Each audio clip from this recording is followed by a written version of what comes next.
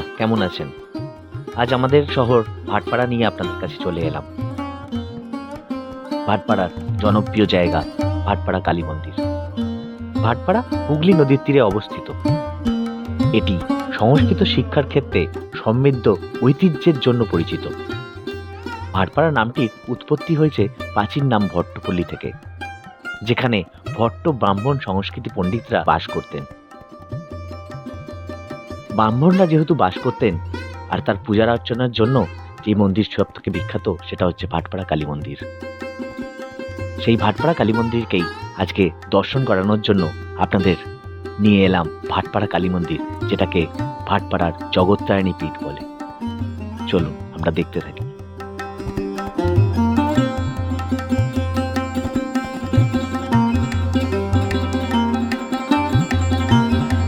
A few moments later. আমাদের ভাটপাড়াতে কালী মন্দিরে সংক্রান্তি উপলক্ষে গঙ্গা আরতি শুরু করা হলো। বলরাম সরকার ঘাটের পাশে অবস্থিত মা জগত্তারিণী মন্দির, যেটা 1960 সালে প্রতিষ্ঠিত হয়েছিল।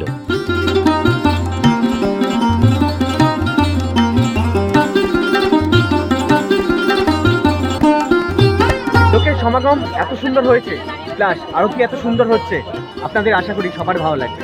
ভাটপাড়ার কালী মন্দিরের আমাদের গঙ্গা আরতি আপনাদের জন্য আরো একবার।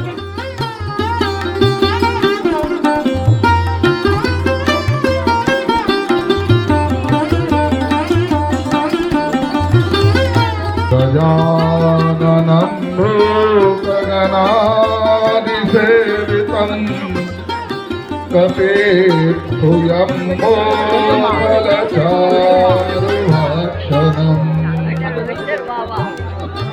उमासुतं शोकविनाशकारकं नमामि विघ्नेश्वरपादपङ्कजम्। ॐ सद्यो पातकसंहन्त्री सद्यो दुःखविनाशिनी सुखदामक्षदा गङ्गा गङ्गैव परमागतिः।